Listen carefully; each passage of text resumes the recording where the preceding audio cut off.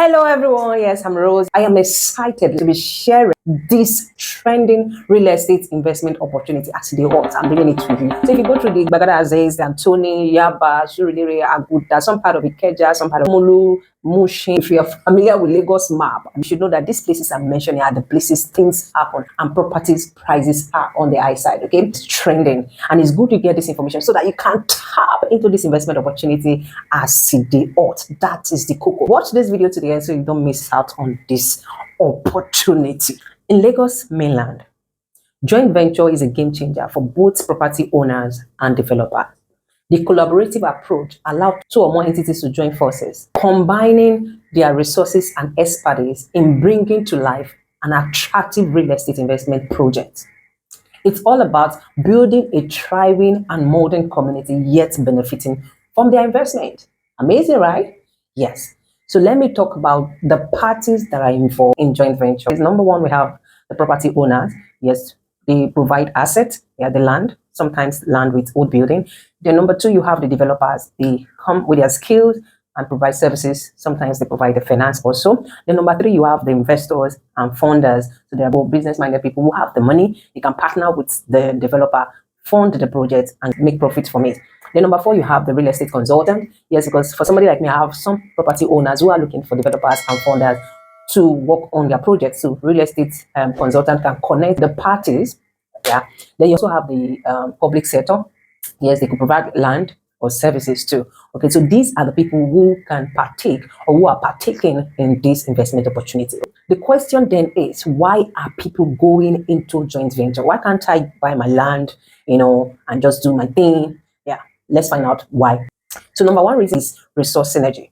Okay, so while the property owner provide the valuable land, because these houses have mentioned, these locations have mentioned, we don't have bare land in this location like on the island where we still have places you can easily buy at a reasonable price. Yeah, but land that you have old buildings, if you have to pay for it, it is ranging from 30 million to 150 million, 100 million, depending on the size, the location, the type of the property in some of those locations. So instead of to buy a land, I get the landlord to provide the valuable land. Then the other parties plan, finance, and execute the project. At the end of the day, every party involved gets to enjoy the benefit. Number two is speed and efficiency. So what that means is, if I, as a property owner, decides to maybe demolish my old building because of the high demand of housing, yes, modern housing in these houses, I will have to get the money, before I will not start thinking of executing it on my own. That could take me like 12 months or a year plus, depending on how much I get. And because I'm the only one doing this project, I might not end up doing as much as when we combine resources together. Okay, so joint venture speed up the work, and at the end of the day, we are meeting the demand, the high demand of housing, all right, at a higher price. For a long lease period, you benefit and take possession of your property as a landlord, and you've made your money as a developer, and you've taken your profit as a funder. Then thirdly is the reward. Okay, so in the art of joint venture lies mutual agreed terms on capital to be contributed, how the profits will be shared, exit plan. In the case where one partner fails, what happens, so the management of the project and so many more. So these are the reasons why people come together and are doing joint venture in the real estate markets, especially on the mainland, right? Before diving into joint venture, here are some of the key factors you must consider. Yes. Number one is the person you're going to work with. See, 50% of your sources depend on the kind of partners you decide to work with. Okay, that is why I always scream it that doing your due diligence is key when it comes to real estate investments. You want to check their track record. You want to be sure that they have the expertise. Some people can tell you, we'll bring down heaven, and by the time you check what they've done in the time past, you then change your minds. And if they don't have any project at all done, please, even if you're going to enter it with your friend, with someone you should be able to ask one or two questions about them before you go ahead. Joint venture isn't a joke, so you shouldn't do it carelessly. So it is. And number two, you have to do your research. Okay, behind me are some of the projects that we have in the markets that are joint venture. Okay, most of them are actually residential, but you can do your research as to what are the projects that are in high demand. Is it 1 bedroom, 2 bedroom apartments? How much are they going for? Okay, so if I'm going to partner with this person and we're investing so amount of money, how much will come out of this business for me as a property owner, and how much is coming in as a developer? Those are the things, so that you don't want to execute the project and you don't have tenant because it's not the type of house or type of apartment that are in high demand. So you want to do your market research, ask your questions, know the rate, before you go into joint venture. The number 3 factor you have to put into consideration is the legal aspect. See, human beings are funny. Okay, so I can wake up tomorrow and tell you, no, this is not what I said. I said we are going to do a joint venture for 15 years, and the other party is telling you, no, it's for 5 years. Anything we are going to do, it has to be backed up with documents.